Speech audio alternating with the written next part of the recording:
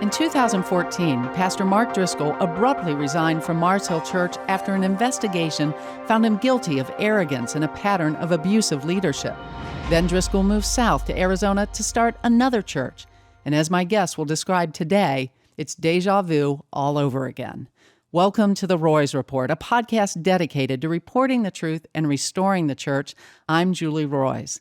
And joining me today are two men who just recently received cease and desist letters from Mark Driscoll and the Trinity Church. Apparently, Driscoll doesn't want you to hear what these men are going to say, but both of them say they cannot stay silent. They say Driscoll is not running a church, he's running a cult. The Driscoll family is treated like royalty with their own private security team. The church, too, is like a compound with cameras and security everywhere. And if you happen to get on the wrong side of Mark Driscoll and his family, you're not only kicked out of the church, but in one case, a family was surveilled 24/7 by investigators hired by the church. But it gets worse. My guests say upwards of 100 families have recently left the church, and those who haven't gone quietly are now being threatened with litigation. According to my guest, Driscoll has threatened to sue and bankrupt former members, and he has a litigation fund of approximately $10 million. Well, in just a minute, you'll hear from my guests, Chad Freese and Ben Eneas. Chad was the former head of security at Driscoll's Trinity Church in Phoenix, Arizona, and Ben served on the security detail. But before I speak with them, I want to take a minute to thank the sponsors of this podcast, Judson University and Marquardt of Barrington. Judson University is a top-ranked Christian university providing a caring community and an excellent college experience. Plus, the school offers more than 60 majors, great leadership opportunities, and strong financial aid. Judson University is shaping lives that shape the world. For more information, just go to judsonu.edu. Also, if you're looking for a quality new or used car, I highly recommend my friends at Marquardt of Barrington. Marquardt is a Buick GMC dealership where you can expect honesty, integrity, and transparency. That's because the owners there, Dan and Kurt Marquardt, are men of character. To check them out, just go to buyacar123.com. Well, again, joining me today is Chad Freese, who served as head of security at the Trinity Church. Chad also is an advanced information systems and cybersecurity professional. He's also a retired chief warrant officer with the U.S. Marine Corps, and he's happily married with 2 teenage daughters. So, Chad, welcome, and thanks so much for joining me. Thank you, Julie. Also joining me is Ben Eneas. Ben was a member of the security team at Trinity. He's also a Romanian-born American citizen who immigrated to the States in the winter of 1987, and his mother's godfather was Richard Wurmbrand. You may know Richard from being the founder of Voice of the Martyrs. Ben is currently working at a utility company. He's happily married as well with 2 daughters. So Ben, welcome, and so great to have you join us. Thank you, Julie. So, gentlemen, as I mentioned in the open, both of you have received cease and desist orders from the Trinity Church. Clearly, you're not being intimidated or backing down from this issue because you're doing this podcast. Chad, let me just start with you. Why do you think it's so important for you to speak out about what's happening at Trinity? Yeah, absolutely. So I think it's vitally important that we shine light on the actions that are considered darkness, right? Because I can tell you for the first couple of years that I was just a member at Trinity, I didn't see any of it. I never really saw any of the actions that were taking place behind the scenes until I started serving in a leadership position as the director of the security team.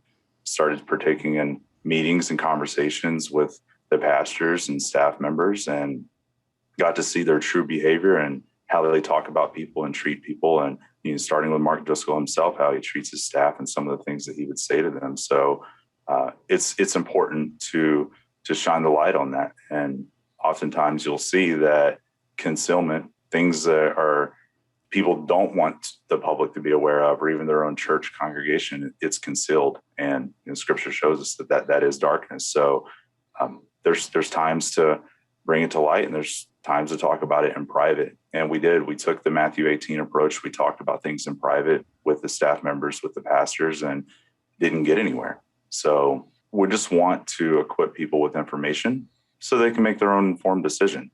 Well, and you men, in many ways, are serving as watchmen on the wall, right? You're warning, yet at the same time, I've gotten legal papers. I never got a cease and desist. I just got slapped with a lawsuit when a megachurch pastor Wow. was trying to shut me down. But it's scary still. So, Ben, I mean, it's got to be scary for you to get a cease and desist letter threatening a lawsuit. I mean, how are you feeling right now? Honestly, I'm actually more upset by it than scared by it. I think it has something to do with being raised under a communist regime. I really don't like being bullied or accused of things that I clearly didn't do. It doesn't really scare me. It just actually upsets me, and it kind of helps. There's been so many times when I've wanted to just move on because I just don't care enough about him or the stuff he's doing personally to keep going. And then something like this happens where I'm like, okay, God, I hear you. I'll continue to tell the truth and move forward with this because this isn't right. This isn't what a church should be or the way that as Christians or just men in general, we should be conducting ourselves. So game on, I guess. And I think Driscoll may have messed with the two wrong men. And I hear you, though. I mean, that's kind of my thing. Like when I come up against bullies, it just makes me mad. It makes me want to fight. And I don't like people bullying people. But let me just ask you this, because this is not the first time that Mark Driscoll, this isn't his first rodeo. He had a horrible experience at Mars Hill Church up in Seattle. He was found to be guilty of a pattern of bullying there and abusive behavior. He resigns abruptly and comes down to Arizona, starts the Trinity Church. I mean, did you guys not know about what happened at Mars Hill, or were you like, I think that was blown out of proportion, or, what did you make of that? Let me throw that to you, Ben. So I'm actually embarrassed to admit that I didn't look into the prior scandals at all. I allowed pride and overconfidence in my ability to read a situation and people to put my family in an unsafe environment. And for that, I've had to apologize to them and my wife. And we've even gone as far as apologizing to some of the people from Mars Hill that were brave enough to share their experiences in hopes of helping people avoid experiencing these stories firsthand as opposed to being able to read about them. So for our part, again, I'm pretty embarrassed to admit that I didn't do any research into Mark and any of his antics up in Seattle. And I just assumed the fact that he had a church meant that he had elders and the fact that he must be restored because, well, he has a church. Shame on me. Well, and a lot of people think that way because as believers, we tend to trust. And if you've had an experience of knowing godly people, being raised by godly people, I know that was my experience. So I naturally trust. I don't anymore. I've seen so much that I investigate everything. When we go to a church now, we ask for financial statements. We ask for who's on the board. We ask for how it's run. We want to know the history, but it's tough for the average Christian. That's just not something we necessarily do. And Chad, my understanding is that your wife, Mary, she had a positive experience at Mars Hill and kind of left before the church imploded because she lived up in Seattle for a while. Is that right? That's absolutely correct. Yeah. So my wife served in the U.S. Navy for a little over a decade. And during her time, she was actually stationed up in Seattle. She attended Mars Hill, I want to say like 2007, 2008 timeframe for a couple of years. And of course, that was before the fall of Mars Hill. And during her time there, she did have a positive experience, but again, she was just the type of individual that attended a normal congregate. It wasn't someone who was actively involved or part of conversations behind the scenes. My wife and I met in 2012. And at that time, I didn't even know who Mark Driscoll was. I didn't follow him. I didn't follow Mars Hill, any of that. And then I was coming up on my retirement in the Marines in 2018. So she said, well, let's look and move to the Phoenix area. And she knew Mars Hill, or that Mark Driscoll was here in the Valley. And we started listening to the Trinity Church online. So we moved here in November 2018 and started attending Trinity in person the first week we were here. So we were here for, I'd say, a little over 2.5 years total. But the first almost 2 years at Trinity, it wasn't like what it is now. I mean, Mark, after the sermons, would come out and talk to people, shake hands with people, go around the sanctuary, go out to the lobby. Total opposite now. Actively avoids people. Something interesting to me, because I investigated James MacDonald before I knew about Mark Driscoll, but I've learned a lot more through my own investigation since then, mostly with what he's doing now. But I do know that they were very good friends, and James MacDonald was very much a bully, just like Mark Driscoll appears to be. And I remember listening to James MacDonald's sermons, and I was at Moody Radio Network at the time. I had a radio show there, and he was one of the programs that we broadcast on Moody Radio. And I remember just saying at the time to my friends, I don't like him. He mocks people. I just, Yes. Even if you disagree with people, you don't have to mock them. That's just not Christian. But there's just something in the way that he behaved that bothered me. And I've seen with Driscoll, the same sort of thing. And this is coming out as now he's being, sort of the history of Mars Church is being unveiled. Christianity Today is doing a really interesting podcast series on the rise and fall of Mars Hill. And there's this hyper masculinity in Driscoll's preaching that you hear a lot of. And I've heard this from guys who have left the church in Arizona, the Trinity Church. And they've said, yeah, I'd listen to Mark and I'd say, oh, he's kind of an a-hole, but I kind of like that he's like that. Chad, you're a former Marine, and both of you are on security. So you're kind of men's men kind of thing. I mean, was there a part of his appeal, kind of this hyper masculinity macho guy? Yes, that does appeal to a lot of people.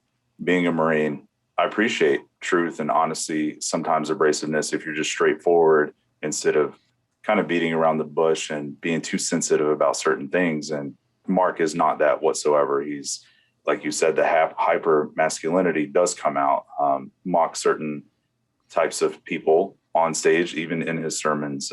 Real Men on Wednesday nights, that's his men's ministry. It's all about being, I guess, a macho man, or this is what a real man is like. And this is what the scripture says, how you should be as a man, as a husband, as a father, etc. But the way that he delivers that message, a lot of people, especially here in this area, receive that well. And I think that's something that Mark is gifted in, is studies the demographics of the area. He's all about numbers. It's all Mark talks about is numbers. So talking about Scottsdale or Maricopa County being the fastest growing county in the nation, and that everyone here is gun-toting, whiskey-drinking people. And so he talks about that on stage, and people appeal to that. And they're like, yes, I love it, gung-ho, all about it. And especially the men. The men get sucked into it, and it's hard to get out of it because you have that mentality that this is what a real man is like, and this is what I need to follow, and this is who I need to be, and this is how I need to treat my wife, and this is how I need to treat my children.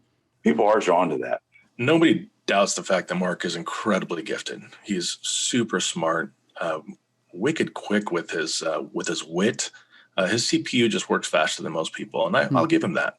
He's a very talented observer of the human condition. In fact, I think what he's best at is just reading the zeitgeist. He's able to detect the mood in a room and really pander to that. He's gifted at it. And I fell for it. Coming out of the Northwest, you were asking about the brashness and kind of bully tactics from the pulpit. It was appealing coming out of the Northwest, where being a little bit more conservative, I was the outcast. I had to be quiet. I wasn't allowed to share my beliefs because then I'd be labeled. And all of a sudden, here he is preaching the same things that I believe, and confirmation bias kind of took over. Like, it didn't really matter if the tone of it was biblical, if it was a good Christian thing to do. It just felt good to have somebody kind of confirm the fact that, yeah, that's right. I don't think I'm alone in feeling that. I mean, Phoenix is the fastest growing place and market in the country from what I know. And we're all a bunch of transplants from predominantly more liberal areas. And it felt good to be told that we're not crazy. And he panders to that. Yeah, absolutely. Let me move to the cease and desist letter that you both recently got. I mean, you've said a lot of things, Chad especially. You have a whole website, deardriscoll.com. And if you haven't seen that, folks, you need to go there and take a look. There's so much documented. But it seems like what the church was most upset about were some concerns that you raised about child safety and how a report was handled by the church, and how the person who reported what was a concerning child safety, how that person was treated. So, Chad, you were, again, in the room with those discussions. What happened? everything that they accused me of in that cease and desist letter is false. They accused me of defamatory statements against a certain individual and accused actions with children. I never claimed that. My concern was how the church staff, specifically Pastor Brandon Anderson, how he treated the situation, how he mishandled the situation. We had a former security member bring forth concerns that a staff member was having inappropriate relationships with and around children, and I'll just leave it at that. And people twisted that and changed the topic and changed the narrative. But the biggest concern is that when this individual brought forward his concerns and his wife's concerns, within an hour, the decision was made to kick him and his whole family out of the church. Before they looked into it, before they brought him in for questioning in person that night, they had already made the decision, let's just kick him and his whole family out of here. And there were text messages going around and conversations happening. And a lot of that, again, I linked those screenshots on my blog there just to show people this is not just hearsay. This is how the situation was handled. So a few hours later that evening, they pulled the individual into a meeting with Brandon Anderson and then Mark Driscoll's personal security detail, which is Mark Sturton and Caleb Glenning. So the three of them pulled the other guy in and questioned him about what his concerns were. This is the reporter, right? He's just trying to blow the whistle. It was the reporter. That's all he was trying to do. And just all he wanted was the church to look into it. And immediately, was kicked out. So they pull him in that night, question him, and tell him, hey, you're not allowed to be here anymore. You're formally trespassed. You're being kicked off the property, you and your family. But all three of them, Caleb, Mark, and even the reporter, talked to me that night and shared the same story. They said, his concern was this, this, and this. And we told him he's lying. He said he's not. I think Brandon even told him, I know this isn't true. I know for a fact. Well, okay, how do you know? Well, because he's babysat my kids before. Okay, that doesn't mean that you know for a fact. So oftentimes in situations like this, it's people that are closest to you that are hurting kids in any way, any type of abuse. So let's not just dismiss it. Let's actually look into it. So that was the question I had. Why would you immediately go to kicking someone out? To me, that looks very suspicious. Again, not accusing, not saying that anyone did anything inappropriate. What I'm saying is, why immediately kick someone out? And then when an individual types an incident report, which was Mark Sturton, who is Driscoll's personal family security lead, he writes an incident report and emails it to me. Ben and I had both just created official formats of incident reports. And I'd asked Brandon, hey, you want me to transpose this information that this individual sent to my Gmail to the official format? And his response was, no, absolutely not. I want nothing in writing. You need to delete it. I want no evidence of it. Anything in writing with their names? Absolutely not. And I kind of questioned that. And his response is, could you imagine how damaging that would be to Driscoll's name or the Trinity Church if that information got out? It's, well, yes, I do understand that. But the fact of the matter is, it shouldn't be deleted. It needs to be on the official incident report format. We need to formally investigate it with a third party, not investigating your own friends. That's all they're doing, friends looking out for each other. I mean, I know in Illinois, pastors are mandated reporters. Are they not in Arizona? I'm sure they are if they do have concerns. But again, their immediate concern was, or their immediate response is, oh, he's making all this up. It's not credible. It's not a credible report. I think any report is credible, first of all, and it needs to be looked into. After I resigned and moved on from the church, I called Scottsdale Police Department and I made a report myself. And even the detective on the phone was, okay, why are you waiting? Why are you waiting 5 weeks later to report this? Or why are you waiting a couple months later, whatever the time frame was? That's a great question because, well, one, I didn't have serious concern that the child situation was of true danger. My concern is how the church didn't handle it properly. Mm-hmm. If they don't handle that properly, what else are they not handling properly? If they're trying to, delete evidence of that or ask me to destroy reports, what else are they trying to destroy? And the other piece of that that I told the detective is, look, I sat in a meeting where Mark Driscoll looked me straight in the face and said, we have millions of dollars, 10, 11 million set aside. We're going to bankrupt people and bleed them dry in court if anyone ever crosses me. He said, Chad, it's just a numbers game. I guarantee you people run out of money before we do.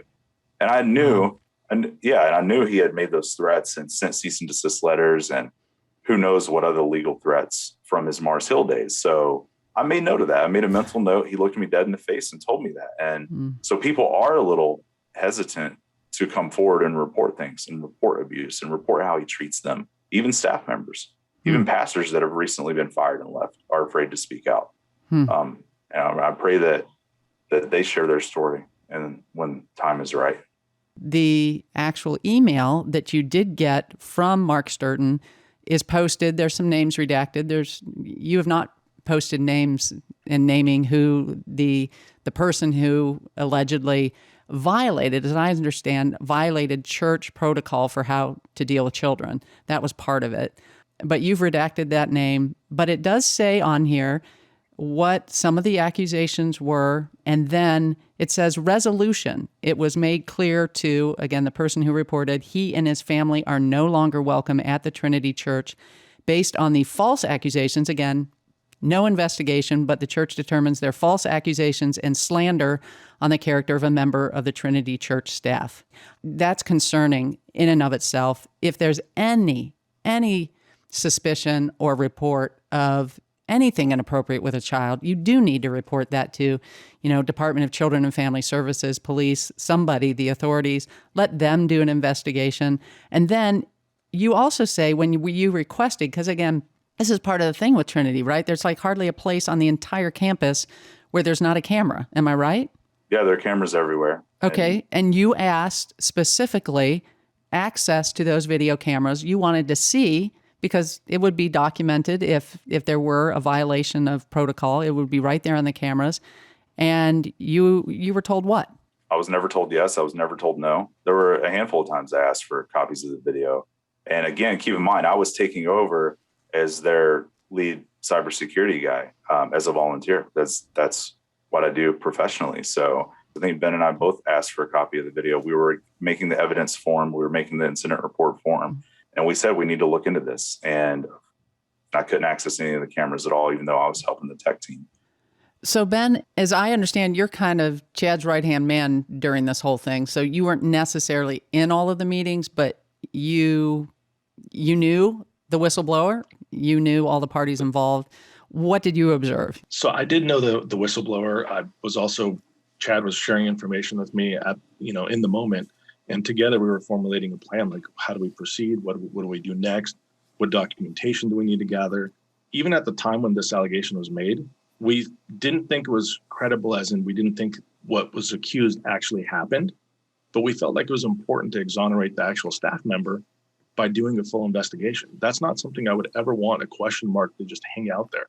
If it was me, I would want clear evidence stored forever so that even my great grandkids would be able to pull it up and say, nope, he never did that.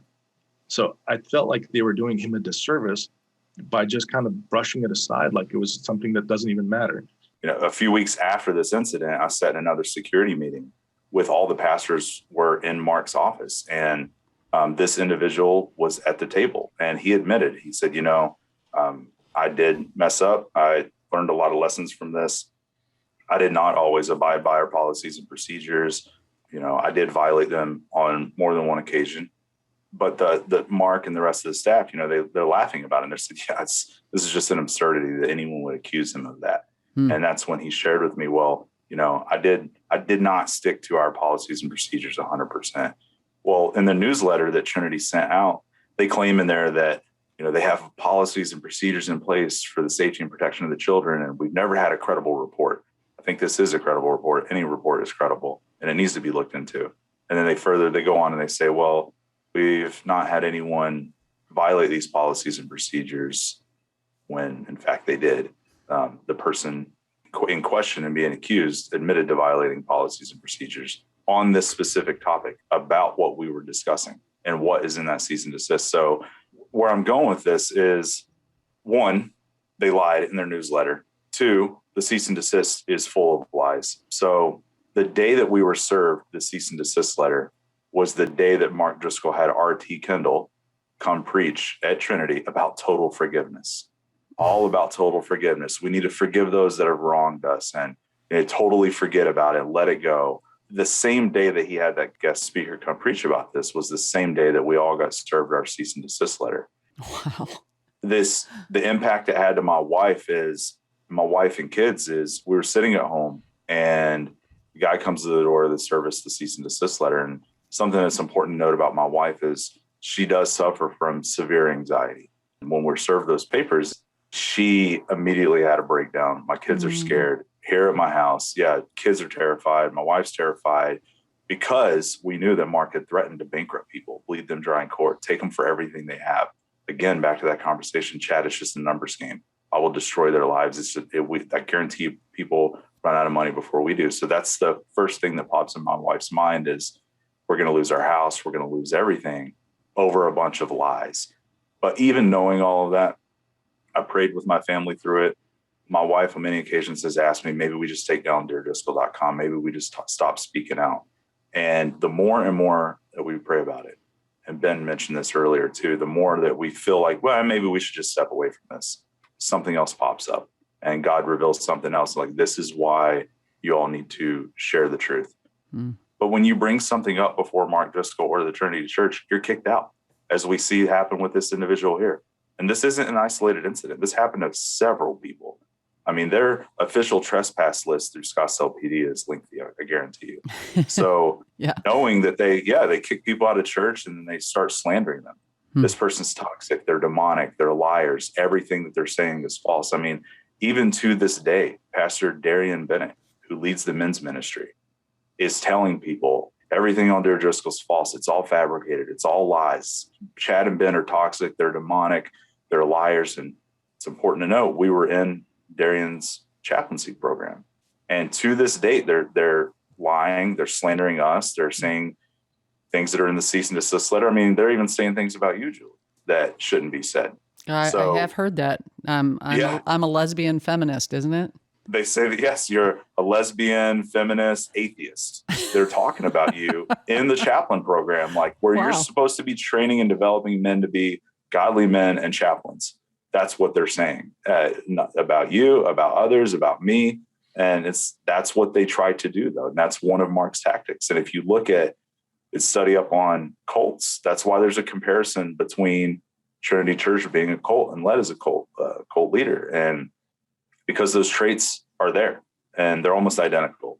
If you look at them and talking bad about people that have been kicked out and making the people that are still there think that they're just a bunch of liars and toxic demonic people, when we're the ones coming with evidence. We got emails, we got text message. We have things that we haven't even shared yet, that if they really want to pursue this legally in court, that'll be the day that we get to reveal everything.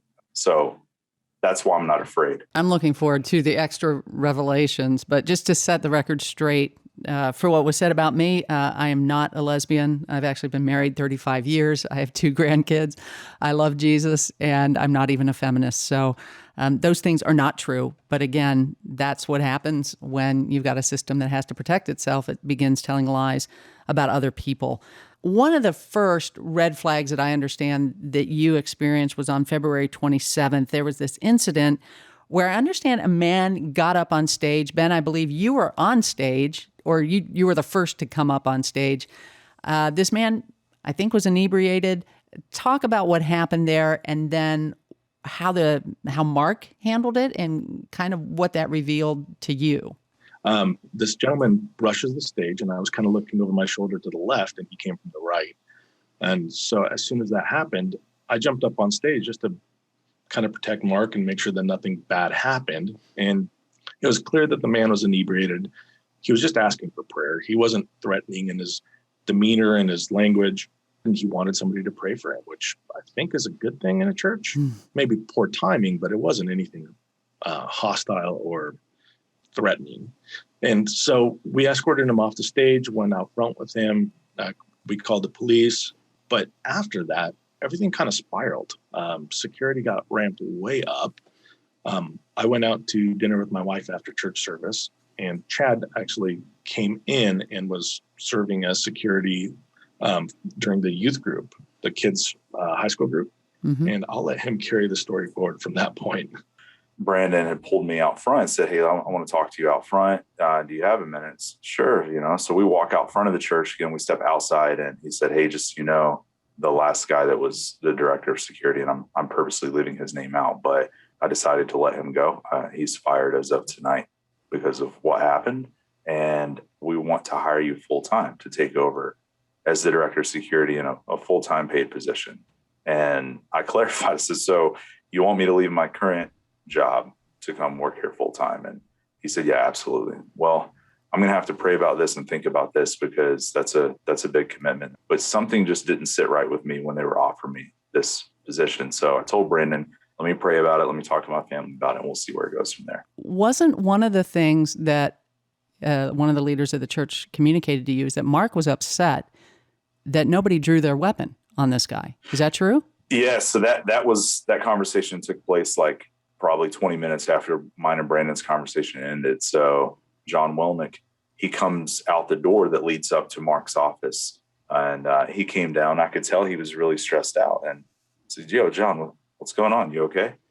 "Yeah, I'm just really stressed out." That's what he told me. So why are you stressed? I mean, I know that this incident occurred. I know what happened, but I could tell he was really beating himself up about it. And, this guy's a former military member as well. He served in the Army. And so him having that type of demeanor, it really caught my attention. Like, why are you acting this way? You normally are way more composed than this. Something is not right. He goes, "Well, Pastor Mark's really upset with me." "Why is he upset with you?" "Well, he's mad because I didn't draw my weapon. He said I didn't pull my gun, and I put him and his family in danger. And I should have drawn my weapon, and I didn't. I kind of froze in the moment." And I said, whoa, hold on.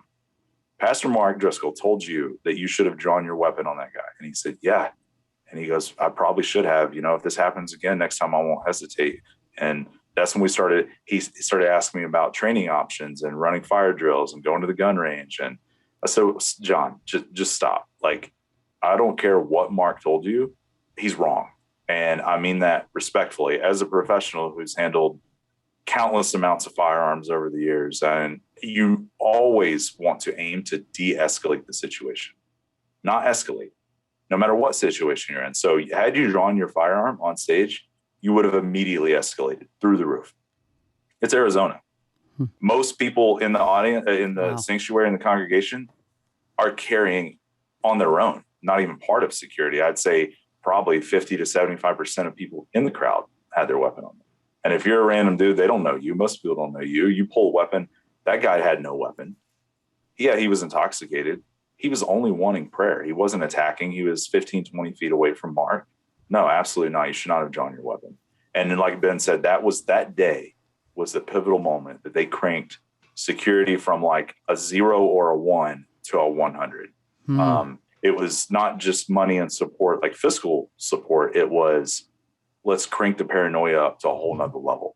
And sitting in meetings was that discussion. Man got on stage. "Oh God, now I have PTSD from my flashback days at Mars Hill, people trying to kill me." And it's like, that wasn't the end of that conversation with John Welnick.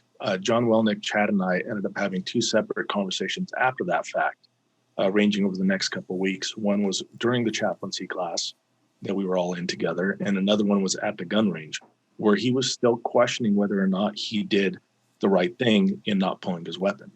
That's how you set a culture, one that is full of fear, and it creates this environment where if something were to happen, bad things would happen because people are on edge and they're trying to please their master rather than actually use their God-given good sense. And we're not going to draw weapons just willy-nilly because it's a Western movie. Just because we're in Arizona, we don't have to act like we're in a John Wayne movie. Wow. And had the weapons been drawn, again, with people carrying in the service, I mean, it could have been a very dangerous situation. But what you're describing, what I'm hearing you describe is, as you say, some paranoia began to set in with Mark. PTSD from Mars Hill, who knows? Although I've heard some descriptions that Mark has given of Mars Hill that I then talked to the executive elders and they're like, that never happened. Like he makes it out like he was became this target because he was speaking out against, LGBT or something. And they're like, that wasn't what was happening. He became a target because he was bullying people in the church. He was abusing people, and the internal investigation showed that he was doing these things. And he's made it into something totally different. And so talk to me, though, about this paranoia that you began to see with Mark, that very first meeting that you had, Chad, behind closed doors where he's with his staff. I think it was eye-opening. Not just there's language used, there's treatment of staff members in front of you. Can you describe what that was like? It was truly an eye-opener. Again, I'd been the director for a week and a half. This meeting was Wednesday, March 10th. We went up to Mark's office, and pretty much every pastor and paid staff member in a leadership position, at least, was in that meeting. And his family, Grace was in there. Ashley, who's the director of Real Faith, and his daughter, and her husband, Landon Chase, was in there. And those people were at the table with me, as well as Caleb Glennie and Mark Sturton, who were the personal security detail for Mark Driscoll and his family. We call that the Driscoll detail. Mark Sturton is the head of that. And on an org chart, you would see that Mark reported to me as the director of security, but that never truly happened. And even during my initial meeting with Brandon when I was taking over, he said, Mark's going to report to you. Mark Sturton will, but he's leading the family personal security detail because he's a close family friend that knew them from the Mars Hills days. And this is a church of 2,000. And what you're describing is you have a personal security detail just for the Driscoll family. And then you've got another security detail of how many people were on the security team? It was 30 people large. We added about 25 people in the 7 weeks that we were running things. And I don't know what it's at currently. The minimum number that we wanted for every service was 12. And so we'd have anywhere from 8 to 18 people serving during any one service. Okay. So we're talking dozens on security, a private detail for just the Driscoll family. This is a church of 2,000. I mean, that is a tremendous amount of security. A church of 2,000 spread over several services. Mm-hmm. Just sitting in that meeting with everyone involved, Mark, I'd prepared, 10 pages or so of a detailed security plan outline and present to him. And he asked me, he said, okay, Chad, this meeting is yours as the head of security. Kick it off and run with it. So I passed out the handouts to everyone in the room and I started speaking. And not even 30 seconds in, Mark says, he goes, Chad, let me interrupt you. I'm sorry. I told you, I asked you to run the meeting. Just let me set the stage so you understand where I come from and my background, which I already knew most of his background. But he starts off by, again, just all about numbers. And he said, Chad, just I'm the largest pastor in the Western United States. I have the biggest ministry presence in Southwest United States. I've got millions and millions of people viewing my content online. He said my episode on pray.com was downloaded 10 million times in December. He goes on and on with statements like that. Wow. It's all I, me. And that's the very first couple minutes of my meeting with him. And my eyes were truly open to where he preaches on stage. It's all about Jesus. But in reality, the actions behind the scenes are it's all about Driscoll. And I didn't know that phrase was coined or used during the Mars Hills days until I started Googling it. But that's what I started to see right here in this meeting. He was telling me all about him, how great he is, how wonderful he is, how big his presence online is, and how wonderful his ministry is, and how that needs to be protected above everything else. And not once did he say, I'm so thankful that millions of people view my content because I have a great production team. I have a great social media team. I have all these people that support it. I brought that up. I mentioned that to him, yes, you do have a great presence because of all these volunteers and a few paid staff that are helping you get to that point. But again, it was all about him and all about numbers from the very beginning. Then he shifts it and he said, okay, so from a security perspective, now that you know how big I am and how great I am and my ministry is and what we need to protect, let me give you a little behind the scenes of what I had to go through at Mars Hill. And he says, my family suffers from PTSD. There were times that helicopters were hovering over my house countless hours of the night, which I've since verified that, yeah, there were helicopters over his house, but not because of him. It's because there was a hospital across the freeway from him that had a trauma center with multiple helipads.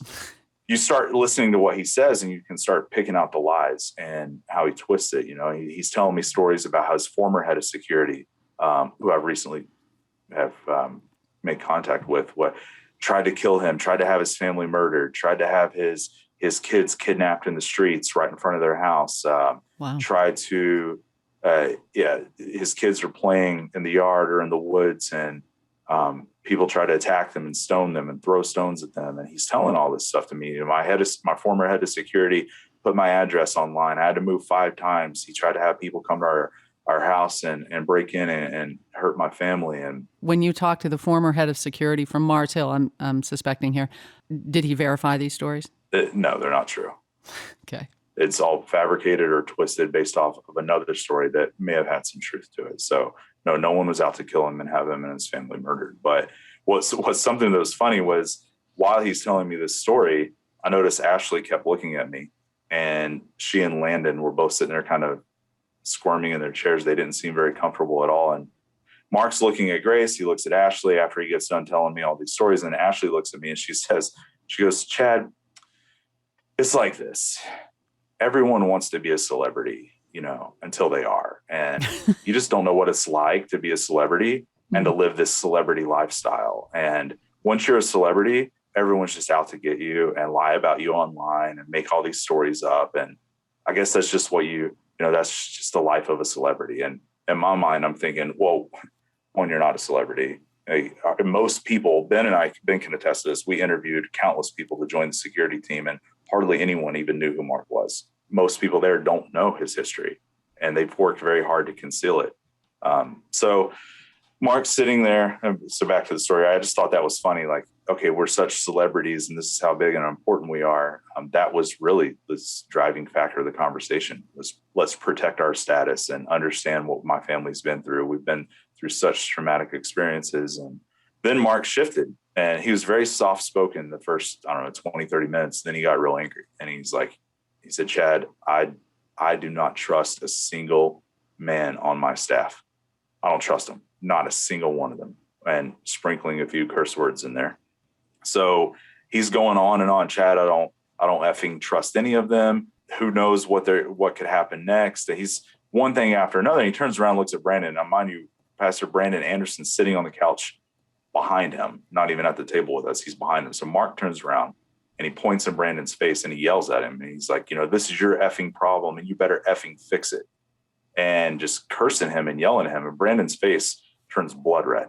And he turns over, looks at me, and looks back at Mark, and he says, yes, sir, I got it. We'll fix it. Yes, sir, we'll fix it. He said, that goes for all the men on my staff. Like, you all need to get your shit in order. And all the men in the room are, yes, sir. Whatever you say, sir. Absolutely. And that's the type of behavior. And I could see that culture and that environment. Again, this is my first meeting. I'm like, wow, everyone's a yes man. They're literally bowing down, doing whatever this guy says. As he's abusing them. I mean, he's using foul language. He's saying he doesn't trust any of them. I mean, didn't even degrade their manhood somewhat? He did. Again, putting them down. He doesn't trust them.